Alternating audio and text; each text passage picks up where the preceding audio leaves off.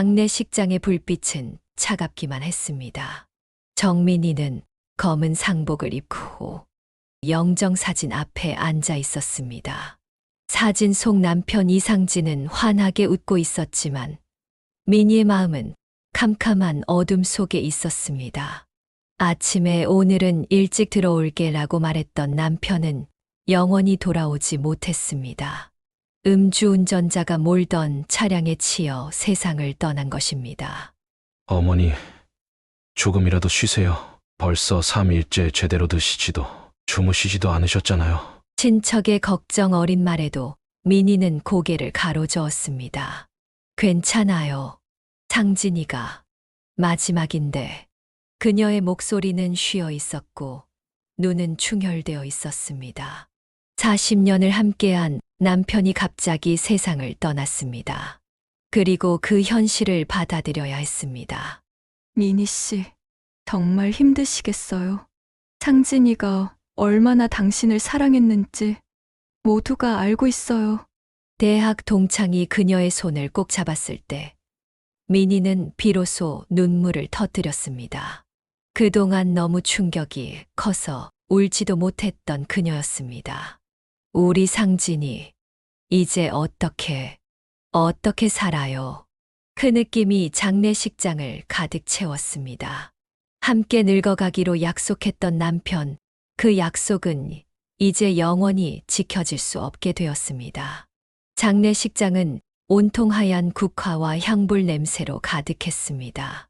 조문객들은 한 명씩 영정 앞에 절을 올리고 민희에게 위로의 말을 건넸습니다. 하지만 그녀의 귀에는 아무것도 들리지 않았습니다. 마치 두꺼운 유리병 너머로 세상을 바라보는 것 같았습니다. 내가 퇴직하면 제주도로 여행 가자. 우리 둘이서 맛있는 거 실컷 먹고. 불과 며칠 전 상진이 꿈꾸던 미래가 민희의 머릿속을 스쳐갔습니다. 이제 그 꿈은 이룰 수 없는 꿈이 되었습니다. 장례식은 사흘째 되는 날, 저녁 무렵에 끝이 났습니다. 대부분의 조문객들이 돌아간 후 민희는 영정사진 앞에 홀로 남아 남편과의 마지막 시간을 보내고 있었습니다. 살아생전 남편이 좋아하던 클래식 음악이 조용히 흐르고 있었습니다. 저기, 죄송합니다. 낯선 목소리에 민희는 고개를 들었습니다. 장례식장 입구에서 검은 정장을 입은 몇 명의 남자들이 들어오고 있었습니다. 뒤늦게 도착한 조문객들이었습니다. 이상진 선배님의 부인 되시죠? 저희가 시간을 맞추지 못해 정말 죄송합니다. 해외 출장 중이었는데 소식을 듣고 바로 왔습니다. 그들 중 한 남자가 앞으로 나서며 공손하게 인사했습니다. 민희는 예의상 고개를 끄덕였지만 그녀의 시선은 그 뒤에 서 있는 다른 남자에게 고정되었습니다. 그는 마치 시간이 멈춘 것처럼 문가에 서 있었습니다. 30대 중반으로 보이는 그 남자는 웃지도 말하지도 않았지만 그의 존재 자체가 민희의 심장을 빠르게 뛰게 만들었습니다. 저는 KS 건설의 윤태진이라고 합니다. 고인과는 사업 파트너였습니다. 그 남자가 자신을 소개했지만 민희는 그의 말을 제대로 듣지 못했습니다. 그녀의 시선은 그의 얼굴에, 특히 그의 왼쪽 귀 뒤에 고정되어 있었습니다.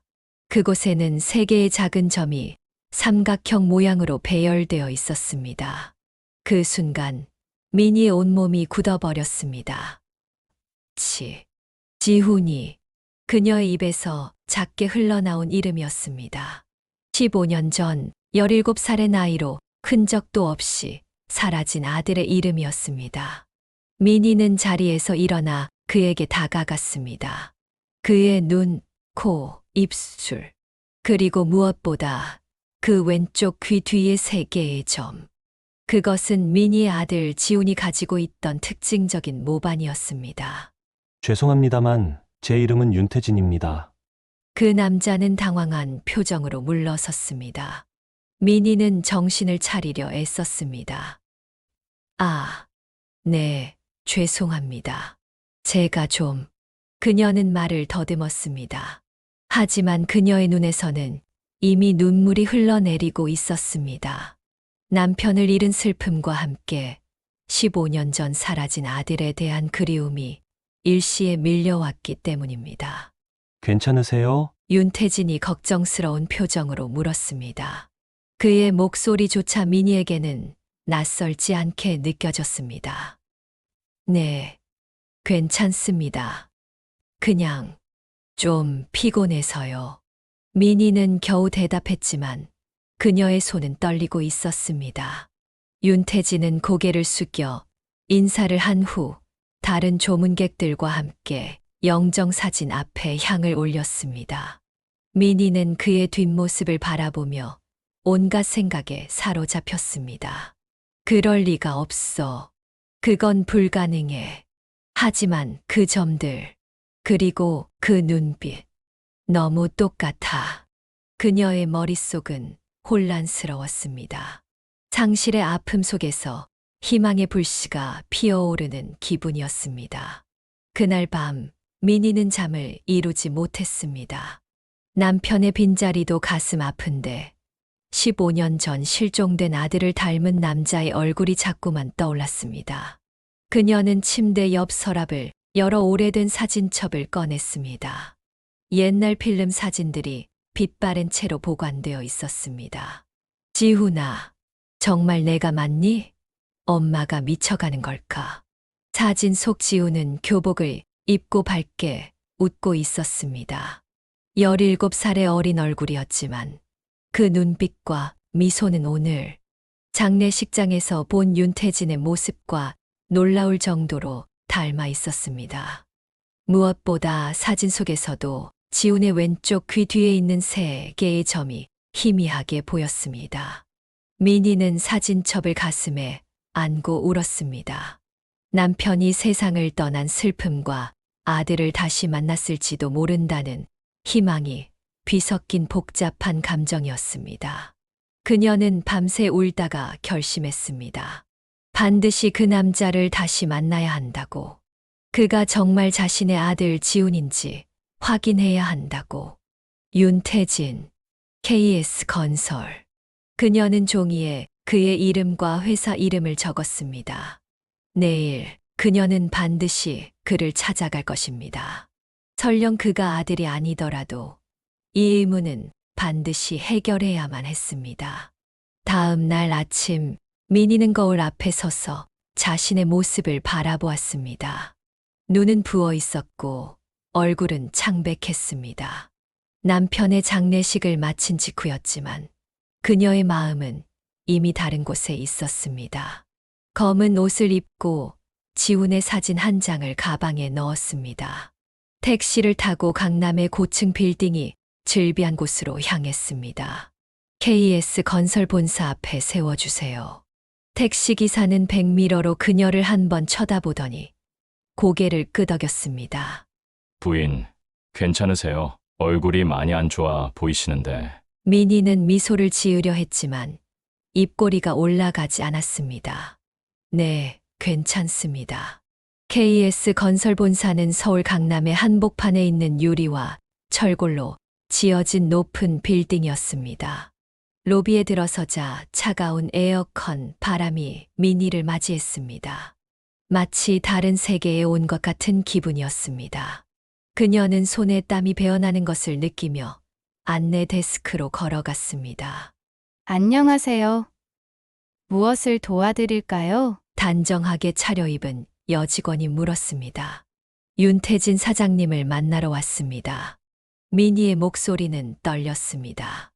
예약이 되어 있으신가요? 아니요. 하지만 꼭 만나 뵙고 싶습니다. 어제 제 남편 장례식에 오셨던 분이에요. 직원은 잠시 망설이다가 전화를 걸었습니다.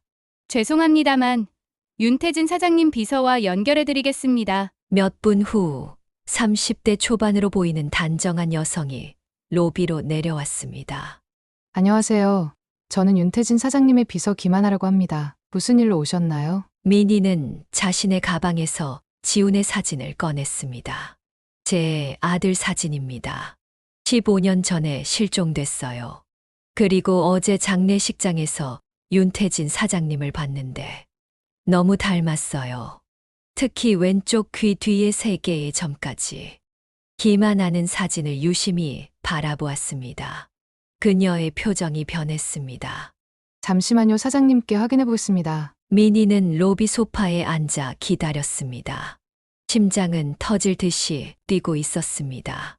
15년 동안 아들을 찾기 위해 경찰서, 실종자 센터, 심지어 무당까지 찾아다녔던 그녀였습니다. 하지만 단 한 번도 이렇게 가까이 온 적은 없었습니다. 1시간이 지나고 2시간이 지나고 점심시간이 되었습니다. 로비는 점점 붐비기 시작했습니다. 그때 엘리베이터 문이 열리며 사람들이 나왔고 그 중에 윤태진이 있었습니다. 그는 서류 가방을 든 채 다른 남자와 이야기를 나누며 걸어오고 있었습니다. 윤 사장님, 미니가 벌떡 일어나 외쳤습니다. 윤태진은 걸음을 멈추고 놀란 표정으로 그녀를 바라보았습니다. 어제 장례식에서 뵈었던 네, 이상진의 아내입니다. 잠시 얘기 좀 할 수 있을까요? 미니의 목소리에는 간절함이 묻어 있었습니다. 윤태진은 주위를 둘러보았습니다. 많은 직원들이 그들을 쳐다보고 있었습니다. 네, 사무실로 올라가시죠. 윤태진의 사무실은 건물 꼭대기층에 있었습니다. 넓고 깔끔한 공간이었으며 창밖으로는 서울의 전경이 한눈에 내려다 보였습니다. 미니는 책상 앞에 앉아 자신의 가방에서 사진들을 꺼냈습니다. 이 사진들을 봐주세요. 그녀는 여러 장의 사진을 내밀었습니다. 갓난아기 때부터 시작해 자라나는 지훈의 모습, 그리고 마지막으로 실종되기 직전의 17살 모습까지. 윤태진은 사진들을 하나씩 살펴보았습니다. 그의 표정은 점점 굳어졌습니다. 특히 마지막 사진을 보았을 때 그의 손이 미세하게 떨리는 것을 미니는 놓치지 않았습니다. 이게 누구죠? 윤태진이 마침내 입을 열었습니다. 제 아들입니다. 정지훈이라고 15년 전에 실종된 제 아들이에요. 미니의 목소리가 떨렸습니다. 당신의 왼쪽 귀 뒤에 있는 3개의 점. 제 아들도 똑같은 자리에 똑같은 모양의 점이 있었어요. 그리고 그 눈빛, 그 미소. 너무 똑같아요. 윤태진은 자신도 모르게 왼쪽 귀를 만졌습니다. 그의 표정이 복잡해 보였습니다. 당혹감, 혼란, 그리고 약간의 두려움이 뒤섞여 있었습니다. 죄송합니다만 저는 윤태진입니다. 제 부모님은 윤상현과 김미영이시고 저는 서울에서 태어나 자랐습니다. 제가 당신 아들일 리가 없습니다. 그의 목소리에는 확신이 없어 보였습니다. 미니는 고개를 끄덕였습니다. 그럴 수도 있어요. 하지만 너무 똑같아서 DNA 검사를 해보면 어떨까요? 윤태진의 눈이 커졌습니다. DNA 검사요? 네, 그게 가장 확실한 방법 아닐까요? 제가 틀렸다면 더 이상 귀찮게 하지 않을게요. 약속해요. 미니의 눈에는 간절함이 가득했습니다. 윤태진은 잠시 생각하다가 말했습니다. 알겠습니다. 하지만 이건 정말 이상한 일이에요. 제가 다른 사람의 아들이라니. 그의 목소리에는 믿기지 않는다는 투가 묻어 있었습니다. 그 순간 윤태진의 전화가 울렸습니다. 죄송합니다. 잠시만요. 그가 전화를 받았습니다. 네. 여보 무슨 일이 뭐라고? 우진이가 또? 알겠어. 지금 바로 가볼게. 전화를 끊은 윤태진의 얼굴에는 걱정이 가득했습니다. 죄송합니다. 제 아들이 갑자기 상태가 안 좋아져서 병원에 갔다고 해서요. 우리 대화는 다음에 이어가도 될까요? 미니는 놀라서 물었습니다. 아드님이 편찮으신가요? 윤태진의 표정이 어두워졌습니다. 네. 선천성 신장병입니다. 5살인데 수술이 필요한 상황인데 적합한 공여자를 찾기가 쉽지 않아요. 미니는 가슴이 철렁 내려앉는 느낌이었습니다. 만약 그가 정말 지훈이라면 그녀의 손자는 생명의 위협을 받고 있는 것입니다. 갑자기 모든 것이 운명처럼 느껴졌습니다. 제가 같이 가도 될까요? 민희가 조심스럽게 물었습니다. 윤태진은 잠시 당황했지만 곧 고개를 끄덕였습니다. 그러시죠. 두 사람은 함께 서울대학교 병원으로 향했습니다. 차 안에서 민희는 윤태진에게 조심스럽게 질문을 던졌습니다. 혹시 어린 시절 기억은 어디까지 나시나요? 윤태진은 한숨을 쉬었습니다. 솔직히 말씀드리면 제 기억에는 약간의 공백이 있어요. 대학교 1학년 때 교통사고를 당했거든요. 그 이전의 기억이 많이 사라졌어요. 민희의 심장이 더 빠르게 뛰기 시작했습니다. 교통사고요? 언제요? 10년 전쯤이었어요. 그때 뇌에 충격을 받아서 기억상실이 왔어요. 제 양부모님 아니, 부모님께서 저를 돌봐주셨고 대학도 다시 다녔어요. 윤태진은 말하면서 스스로도 혼란스러워 보였습니다. 민희는 숨을 깊게 들이마셨습니다. 모든 것이 맞아떨어지는 것 같았습니다. 지훈이 실종된 지 5년 후, 그때쯤 교통사고를 당했다는 것입니다. 그 5년 동안 무슨 일이 있었던 것일까? 민희의 머릿속은 온갖 가능성으로 가득 찼습니다. 병원에 도착하자 윤태진은 빠른 걸음으로 소아중환자실로 향했습니다. 민희는 조금 뒤에서 그를 따라갔습니다. 병실 앞에는 젊은 여성이 불안한 표정으로 서 있었습니다. 여보, 우진이는 어때? 윤태진이 그녀에게 다가가 물었습니다. 방금 의사 선생님이 들어가셨어. 상태가 점점 나빠진대. 그녀의 목소리는 떨리고 있었습니다. 윤태진은 그녀를 안았습니다. 그제서야 그가 민희를 데려온 것을 깨달은 듯 그녀는 민희를 바라보았습니다. 이분은 윤태진이 말을 망설였습니다. 정민이라고 합니다. 어제 장례식에서 만났어요. 민희가 대신 인사했습니다. 그때 의사가 병실에서 나왔습니다. 윤태진 씨, 잠시 이야기 좀 나눌 수 있을까요? 윤태진은 의사와 함께 복도 끝으로 향했습니다. 민희는 멀리서 그들의 대화를 지켜보았습니다. 의사의 표정이 심각해 보였고 윤태진의 어깨는 점점 더 무거워 보였습니다. 어떻게 된 거죠? 윤태진이 돌아오자 민희가 물었습니다. 우진이의 상태가 급격히 나빠졌어요. 심장 이식이 시급하다고 해요. 하지만 적합한 공여자를 찾기가. 그의 목소리가 떨렸습니다. 민희는 문득 결심한 듯 말했습니다. 제가 검사를 받아볼게요. 혹시 제가 공여자로 적합할지도 모르잖아요. 윤태진과 그의 아내는 놀란 표정으로 민희를 바라보았습니다. 하지만 그건 윤태진이 말을 더듬었습니다. 만약 당신이 정말 제 아들이라면 우진이는 제 손자예요. 손자를 위해 할머니가 할 수 있는 일이라면 뭐든지 하고 싶어요. 윤태진의 눈에 눈물이 고였습니다. 그는 아무 말도 하지 못했지만 그의 아내가 민희의 손을 잡았습니다. 정말 감사합니다. 하지만 왜 이런 분이. 민희는 담담하게 말했습니다. DNA 검사부터 해봐요. 그리고 제가 공여자로 적합한지도 검사해보죠. 그게 가장 먼저 해야 할 일 같아요. 그날 오후 민희와 윤태진은 함께 DNA 검사를 받았습니다. 그리고 민희는 공여자 적합성 검사도 함께 받았습니다. 모든 검사가 끝나고 그들은 병원 카페테리아에 앉아 커피를 마셨습니다. 왜 이렇게까지 하시는 거예요? 윤태진이 물었습니다. 민희는 잠시 창밖을 바라보다가 말했습니다. 15년 전 지훈이가 사라졌을 때 나는 미쳐버릴 것 같았어요. 하루하루가 지옥 같았죠. 남편과 나는 전국을 떠돌며 지훈이를 찾아다녔어요. 경찰서, 실종자 센터, 심지어 무당까지도 찾아갔죠. 하지만 단서는 하나도 찾지 못했어요. 민희의 눈에 눈물이 고였습니다. 지훈이가 사라졌을 때 나는 하늘에 빌었어요. 내 생명이라도 바칠 테니 제발 아들을 살려달라고.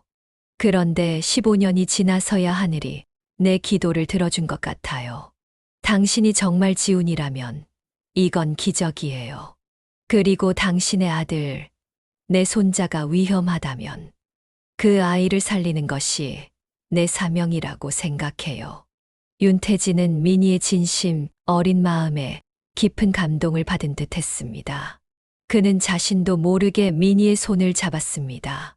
그 순간 마치 오래된 기억의 파편이 그의 머릿속을 스쳐 지나가는 듯 했습니다.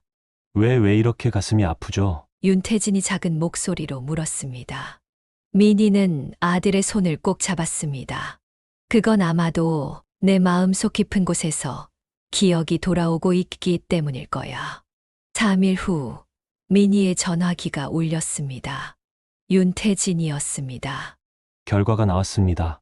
그의 목소리는 떨리고 있었습니다. 민희는 심장이 멎는 듯한 느낌이었습니다. 그래서요? 99.9% 일치합니다. 제가 정말 당신의 아들인 것 같습니다. 민희의 눈에서 뜨거운 눈물이 쏟아졌습니다. 15년 동안 기다려온 순간이었습니다. 그녀의 아들은 살아있었고, 지금 이 순간 전화기 너머에서 그녀에게 말을 하고 있었습니다. 지훈아. 민희는 흐느끼며 그의 이름을 불렀습니다. 어머니. 윤태진, 아니 지훈의 목소리도 떨리고 있었습니다. 아직도 믿기지 않아요. 내가 정말 당신의 아들이라니. 우진이는 어때? 상태가 좀 나아졌니? 민희는 손자의 상태가 걱정되었습니다. 아니요. 오히려 더 나빠졌어요. 의사 선생님이 시간이 얼마 없다고. 지훈의 목소리가 흐려졌습니다. 내가 공여자 검사 결과는 어때? 민희가 급하게 물었습니다. 방금 그 결과도 함께 받았어요. 어머니는 우진이의 심장 판막, 이식을 위한 공여자로 적합하다고 해요. 하지만 좋아. 빨리 병원으로 가자. 내가 할 수 있는 일이 있을 거야. 민희는 결심한 듯 말했습니다. 서울대학교 병원에서 민희는 담당 의사 김민우를 만났습니다. 의사는 심각한 표정으로 그녀를 바라보았습니다. 민희 씨, 결과는 적합하지만 수술은 상당히 위험합니다. 특히 당신의 나이와 건강 상태를 고려할 때 의사가 걱정스럽게 말했습니다. 얼마나 위험한가요? 민희가 담담하게 물었습니다. 의사는 잠시 망설이다가 대답했습니다. 솔직히 말씀드리면 10% 정도의 확률로 수술 중 합병증이 발생할 수 있습니다. 최악의 경우 죽을 수도 있다는 거죠. 민희가 그의 말을 마무리했습니다. 의사는 무거운 표정으로 고개를 끄덕였습니다. 네, 그렇습니다. 지훈이 놀라 외쳤습니다. 어머니, 그럼 안 돼요. 그렇게 위험한 수술을 할 수는 없어요. 민희는 아들의 손을 꼭 잡았습니다. 지훈아, 15년 전 내가 사라졌을 때 나는 너를 구하지 못했어. 이번에는 달라. 내가 너의 아들, 내 손자를 구할 수 있다면 그건 내게 주어진 선물이야. 눈물이 지훈의 뺨을 타고 흘러내렸습니다. 하지만 어머니를 잃을 위험을 감수할 수는 없어요. 겨우 찾았는데. 내가 조금 다치는 한이 있더라도 우진이의 생명을 구하는 게 더 중요해. 민희의 목소리에는 확고한 결심이 담겨 있었습니다. 의사는 심각한 표정으로 말했습니다. 수술 동의서에 서명하시기 전에 다시 한번 생각해 보세요. 이 수술은 심장 판막 이식 수술입니다. 위험은 있지만 성공한다면 우진이는 정상적인 삶을 살 수 있을 거예요. 민희는 단호하게 고개를 끄덕였습니다. 알고 있어요. 결정했어요. 의사는 수술 동의서를 내밀었고 민희는 망설임 없이 서명했습니다. 지훈은 어머니의 손을 꼭 잡았습니다. 그의 눈에서 눈물이 멈추지 않았습니다. 어머니 정말 감사합니다. 그리고 미안해요. 15년 동안 기억을 잃고 어머니를 고통스럽게 해서. 민희는 아들의 얼굴을 쓰다듬었습니다. 괜찮아, 지훈아. 내가 살아있다는 것만으로도 나는 충분히 행복해. 그리고 이제 내 아들, 내 손자도 구할 수 있게 됐잖아. 그날 밤, 민희는 병원 대기실에서 지훈과 그의 아내와 함께 앉아 있었습니다. 지훈의 아내 소영은 계속해서 민희의 손을 잡고 감사를 표했습니다. 어머님, 정말 감사합니다. 우리 우진이를 위해 이런 위험을 감수하시다니. 소영의 눈에는 눈물이 가득했습니다. 민희는 미소를 지었습니다. 내 손자인데 당연한 거지. 그나저나 너희 둘은 어떻게 만났니? 지훈이 아내를 바라보며 말했습니다. 소영이는 내가 교통사고를 당했을 때 간호사였어요. 내가 의식을 잃고 병원에 실려왔을 때 소영이가 나를 간호해줬죠. 그렇게 우리는 서로 사랑에 빠지게 되었어요. 소영이 덧붙였습니다. 당시 태진이 아니, 지훈 씨는 자신의 과거를 전혀 기억하지 못했어요. 양부모님이라고 생각했던 분들이 병원에 찾아오셨고 그분들이 태진이의 신원을 확인해 주셨죠. 민희는 궁금해졌습니다. 그분들은 어떤 분들이셨어요? 지훈이 대답했습니다. 윤상현과 김미영 부부요. 두 분 다 KS 건설의 고위 임원이셨어요. 내가 기억을 잃자. 그분들이 자신들의 아들이라고 주장하셨죠. 나는 당시 아무것도 기억이 나지 않았기 때문에 그분들의 말을 믿을 수밖에 없었어요. 민희는 충격을 받았습니다. 그분들이 거짓말을 한 거네요. 지훈은 한숨을 쉬었습니다. 모르겠어요. 어쩌면 그분들도 저를 진심으로 아들이라고 생각했을 수도 있고 아니면 다른 이유가 있었을 수도 있겠죠. 두 분 다 몇 년 전에 돌아가셔서 이제는 물어볼 수도 없어요. 민희는 더 묻고 싶은 것이 많았지만 지금은 우진이의 건강이 가장 중요하다고 생각했습니다. 그건 나중에 더 이야기하자. 지금은 우진이에게 집중하는 게 좋겠어. 수술은 다음 날 아침으로 예정되어 있었습니다. 민희는 그날 밤 병원 병실에서 혼자 깊은 생각에 잠겼습니다. 15년 만에 찾은 아들, 그리고 이제는 손자까지. 인생이 이렇게 극적으로 변할 수 있다는 것이 놀라웠습니다. 그녀는 침대 옆 테이블에 놓인 남편의 사진을 바라보았습니다. 여보, 우리 지훈이를 찾았어요. 그리고 우리에게는 이제 손자도 있어요. 당신이 살아있었다면 얼마나 좋았을까. 민희의 눈에서 눈물이 흘러내렸습니다. 내일 수술이 성공하면 좋겠어요. 우진이가 건강해질 수 있도록 하늘에서 지켜봐 주세요. 다음 날 아침, 민희는 수술 준비를 위해 일찍 깨어났습니다. 간호사들이 와서 필요한 검사를 모두 마쳤고 수술 가운으로 갈아입혔습니다. 지훈과 소영이 병실로 들어왔습니다. 어머니, 정말 괜찮으신 거예요? 지훈의 목소리에는 여전히 걱정이 가득했습니다. 민희는 미소를 지었습니다. 물론이지. 넌 이제 다시 내 아들이 되었고 우진이는 내 손자야. 가족을 위해 할머니가 할 수 있는 일이야. 소영이 민희의 손을 꼭 잡았습니다. 어머님, 정말 감사합니다. 우진이가 건강해지면 저희 모두 함께 행복한 시간을 보낼 거예요. 그때 의사와 간호사들이 들어왔습니다. 수술 준비가 됐습니다. 민희 씨, 이제 수술실로 모시겠습니다. 민희는 침대에 누워 수술실로 이동했습니다. 지훈과 소영은 그녀의 손을 잡고 함께 걸었습니다. 수술실 입구에 도착했을 때 민희는 마지막으로 아들을 껴안았습니다. 지훈아, 엄마가 너무 보고 싶었어. 민희의 목소리가 떨렸습니다. 지훈은 어머니를 꼭 안았습니다. 저도 어머니가 그리웠나 봐요. 기억은 없지만 마음은 알았던 것 같아요. 사랑해요. 어머니. 나도 사랑해. 내 아들. 민희는 미소를 지으며 수술실로 들어갔습니다. 의사들과 간호사들이 분주하게 움직이는 가운데 민희는 수술대에 누웠습니다. 마취의가 그녀에게 다가왔습니다. 이제 마취를 시작하겠습니다. 10부터 거꾸로 세어보세요. 민희는 눈을 감고 숫자를 세기 시작했습니다. 19, 8점. 그녀의 의식이 점점 멀어져 갔습니다. 수술은 6시간 동안 계속되었습니다. 지훈은 수술실 밖에서 초조하게 기다렸습니다. 그의 머릿속에는 점점 더 많은 기억들이 되살아나고 있었습니다. 17살 때 집을 나와 친구들과 어울리다가 납치를 당했던 일. 5년 동안 감금되어 있다가 탈출했지만 교통사고를 당한 일.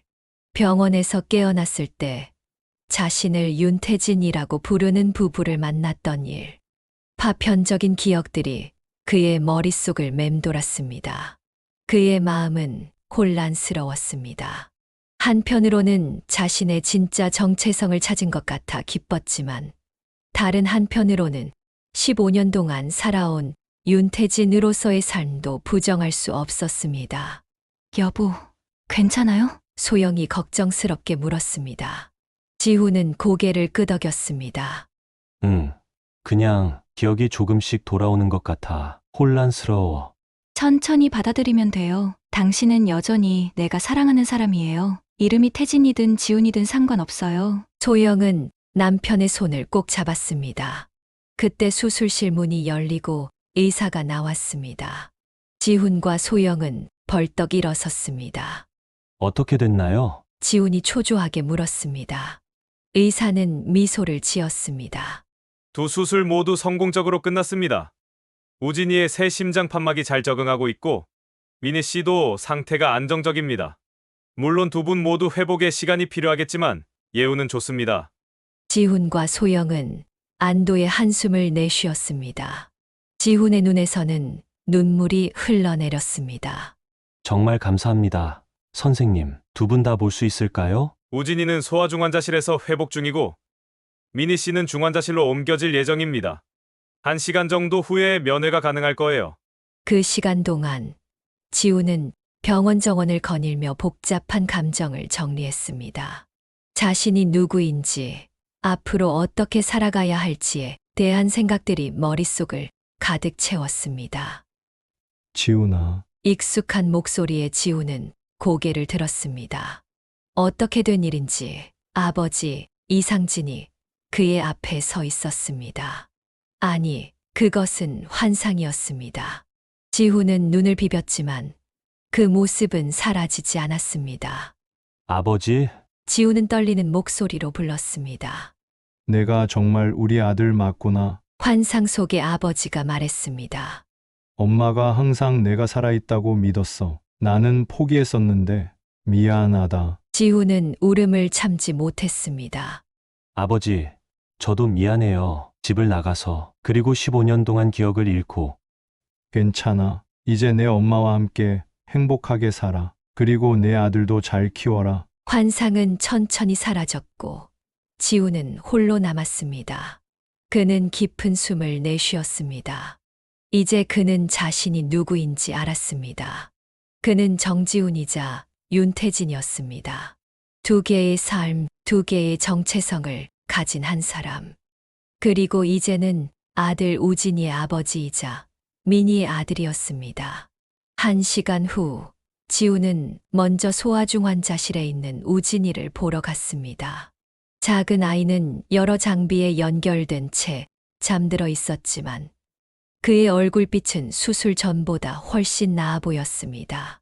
우진아, 아빠가 왔어. 지훈은 아들의 작은 손을 조심스럽게 잡았습니다. 할머니가 널 구해주셨어. 정말 멋진 할머니지? 내가 다 나으면 우리 다 같이 행복하게 살자. 소영이 남편의 어깨에 손을 얹었습니다. 우진이가 이제 건강해질 거예요. 그리고 우리는 완전한 가족이 될 거고요. 지훈은 고개를 끄덕였습니다. 그래, 이제 우리는 완전한 가족이야. 그 후 지훈은 중환자실에 있는 미니를 보러 갔습니다. 그녀는 여전히 마취에서 깨어나지 않은 상태였지만 의사들은 상태가 안정적이라고 했습니다. 어머니, 정말 감사합니다. 지훈은 미니의 손을 잡고 속삭였습니다.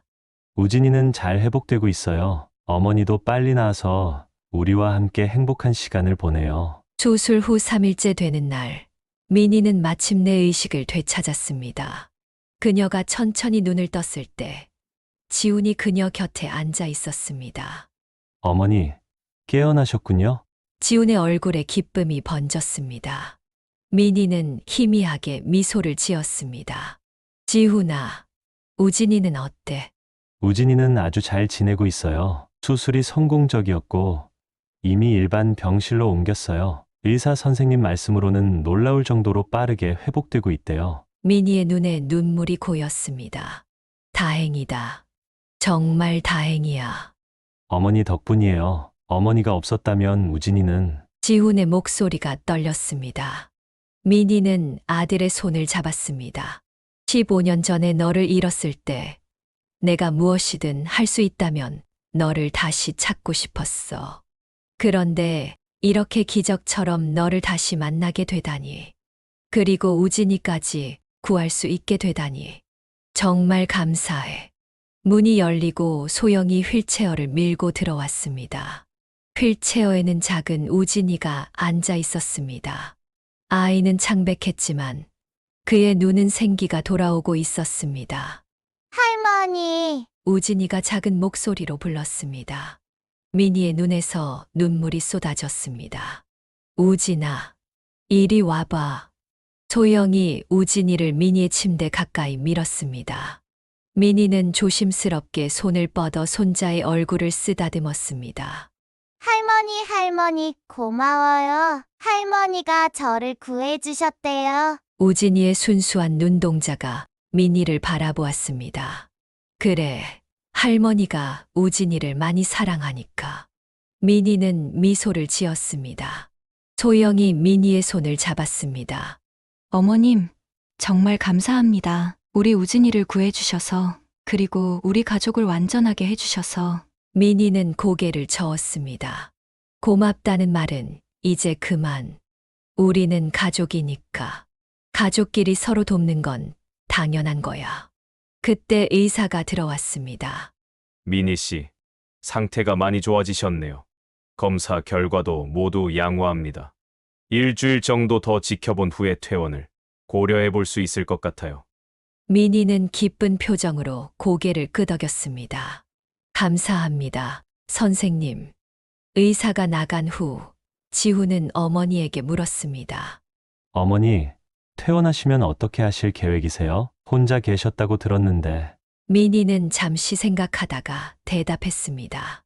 글쎄, 아직 잘 모르겠네. 집으로 돌아가면 되겠지. 소영이 조심스럽게 제안했습니다. 어머님, 저희와 함께 사시는 건 어떠세요? 저희 집은 충분히 넓고, 우진이도 할머니와 함께 지내면 좋아할 거예요. 민희는 놀란 표정을 지었습니다. 정말, 그래도 될까? 너희 생활에 방해가 될 것 같은데. 지훈이 단호하게 말했습니다. 어머니, 방해가 아니에요. 우리는 가족이잖아요. 15년 동안 떨어져 있었는데, 이제는 함께 지내고 싶어요. 민희의 눈에 다시 눈물이 고였습니다. 고마워, 지훈아. 소영아, 정말 고마워. 그날 저녁 민희는 병실에서 혼자 창밖을 바라보며 생각에 잠겼습니다. 남편이 세상을 떠난 슬픔은 여전했지만 아들을 되찾고 손자까지 생긴 기쁨이 그 슬픔을 조금은 달래주는 것 같았습니다. 인생이란 참 알 수 없는 것이었습니다.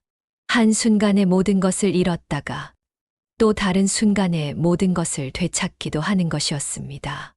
여보, 우리 지훈이를 찾았어요. 그리고 이제 손자도 생겼어요. 당신이 보면 얼마나 좋아하셨을까. 민희는 창밖의 별을 바라보며 남편에게 말을 건넸습니다. 2주 후 민희는 마침내 퇴원할 수 있게 되었습니다. 지훈과 소영, 그리고 이제는 건강을 많이 회복한 우진이까지 모두 병원에 와서 그녀를 맞이했습니다. 어머니, 이제 함께 집으로 가요. 지훈이 휠체어를 밀며 말했습니다. 민희는 미소를 지었습니다. 그래, 집으로 가자. 그들이 말하는 집은 강남에 있는 지훈의 넓은 아파트였습니다. 그곳에는 이미 민희를 위한 방이 준비되어 있었습니다. 창 밖으로는 한강이 내려다 보였고 방 안에는 그녀가 좋아하는 꽃들로 가득했습니다. 이렇게까지 준비해줘서 고마워. 민희는 감동받은 표정으로 말했습니다. 소영이 미소를 지었습니다. 어머님이 편하게 지내실 수 있도록 최선을 다했어요. 앞으로 우리 함께 행복하게 지내요. 우진이가 할머니에게 달려와 안겼습니다. 할머니, 이제 같이 살 거예요. 정말요? 민희는 손자를 안아 올렸습니다. 그럼, 우진이, 이제 할머니가 맛있는 것도 많이 해줄게. 그날 저녁 그들은 함께 식탁에 둘러앉아 처음으로 가족 식사를 했습니다. 테이블 위에는 미니가 좋아하는 음식들이 가득했고 분위기는 따뜻하고 화목했습니다. 이제 우리 집에 대해 좀 더 이야기해 볼까요? 소영이 조심스럽게 제안했습니다. 지훈 씨와 저는 생각했는데 어머님이 우리 집에서 함께 사시는 게 좋을 것 같아요. 우진이도 할머니와 함께 있으면 정말 좋아할 거고. 미니는 잠시 생각하다가 고개를 끄덕였습니다. 나도 그게 좋을 것 같아. 혼자 있는 것보다는 가족과 함께 있는 게 행복할 테니까. 지훈은 기쁜 표정으로 와인잔을 들었습니다. 그럼 이제부터 우리는 진짜 가족으로 함께 살아가는 거예요. 어머니, 소영, 우진, 우리 모두의 건강과 행복을 위해 건배합시다. 그들은 잔을 부딪히며 환하게 웃었습니다. 미니의 눈에는 행복의 눈물이 맺혔습니다. 불과 몇 주 전만 해도 그녀는 남편의 장례식에서 슬픔에 잠겨 있었습니다. 그런데 지금은 15년 만에 찾은 아들, 며느리, 그리고 손자와 함께 새로운 삶을 시작하고 있었습니다. 그날 밤, 미니는 자신의 방에서 창밖을 바라보았습니다. 서울의 밤하늘에는 별들이 빛나고 있었습니다. 그녀는 남편의 사진을 손에 들고 속삭였습니다. 여보, 당신이 떠난 지 얼마 되지 않았는데 우리 인생이 이렇게 변할 줄 누가 알았겠어요? 지훈이를 찾았고 이제 손자까지 생겼어요. 당신이 살아계셨다면 얼마나 좋았을까. 하지만 걱정 마세요. 내가 지훈이와 우진이를 잘 돌볼게요. 당신은 하늘에서 우리를 지켜봐 주세요. 다음 날 아침, 미니는 일찍 일어나 부엌에서 아침 식사를 준비하고 있었습니다. 오랜만에 가족을 위해 음식을 만드는 기분이 좋았습니다. 할머니, 뭐 하세요? 우진이가 잠옷 차림으로 부엌에 들어왔습니다. 미니는 미소를 지었습니다. 할머니가 우진이 좋아하는 팬케이크를 만들고 있어. 도와줄래? 우진이는 기쁜 표정으로 고개를 끄덕였습니다. 네, 저 팬케이크 정말 좋아해요. 미니는 손자에게 앞치마를 둘러주고 함께 팬케이크 반죽을 저었습니다. 그들이 웃고 떠드는 소리에 지훈과 소영도 잠에서 깨어났습니다. 와, 엄마가 요리를 하고 계시네요. 지훈이 놀란 표정으로 말했습니다. 미니는 웃었습니다. 당연하지. 내가 이제 이 집의 주방장이야. 소영은 행복한 표정으로 그들을 바라보았습니다. 정말 좋아요. 우리 가족이 이렇게 행복하게 지내는 모습이. 아침 식사 후 지훈은 미니에게 조심스럽게 물었습니다. 어머니, 오늘 오후에 시간 괜찮으세요? 한 곳에 함께 가고 싶은 데가 있어서요. 미니는 고개를 끄덕였습니다. 물론이지. 어디? 제가 15년 동안 기억을 잃고 지냈던 그 시간, 그 이야기를 좀 더 들려드리고 싶어요. 그리고 어떻게 제가 윤태진이 되었는지에 대해서도요. 그날 오후 지훈은 미니를 강원도의 한 조용한 마을로 데려갔습니다. 차를 타고 서울을 벗어나 2시간 정도 달린 끝에 그들은 작은 산 중턱에 있는 낡은 건물 앞에 도착했습니다. 여기가 어디니? 미니가 궁금해하며 물었습니다. 지훈은 깊은 숨을 내쉬었습니다. 15년 전 제가 집을 나간 후 납치당해 갇혀 있었던 곳이에요. 최근에 제 기억이 조금씩 돌아오면서 이곳의 위치도 기억났어요. 미니는 충격을 받았습니다. 뭐라고? 납치. 지훈은 고개를 끄덕였습니다.